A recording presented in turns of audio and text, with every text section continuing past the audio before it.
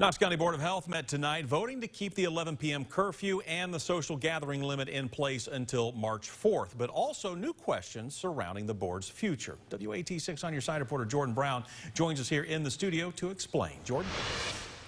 Well, Bo, nothing is certain right now, but Governor Lee's executive order that gives the Knox County's locally run health department the power to create rules and regulations to manage the spread of COVID-19 is set to expire on February 27th. If it's not extended, that leaves some unanswered questions about where the board stands once the governor's order runs out. This week's Board of Health meeting sees a continued decrease in numbers, but stern warnings to continue following COVID-19 guidelines. Again, we want to caution folks against accepting a high level of cases as normal.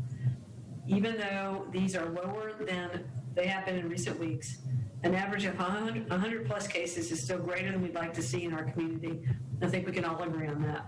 With Governor Lee's executive order giving the board power set to expire at the end of this month, it's possible their efforts over the last few months could be reversed.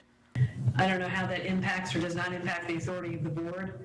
It raises questions about what will come of the regulations currently in place and the board's power to enforce new ones. I don't know how if it impacts the board's authority. The board's always met, so the board's always been in existence. Well, as long as I've been here, the board's been in existence. Dr. Shamia pointing out that while the numbers are on a steady decline, it's too soon to loosen the reins. Regulations and limitations are still very much needed right now.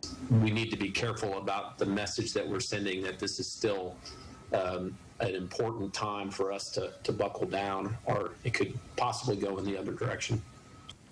Now, the next meeting is February 24th, 3 days before the governor's executive order expires. The board has asked legal counsel David Sanders to look into whether or not current regulations will be impacted should Governor Lee choose not to extend it. Bo? All right, Jordan, thank you.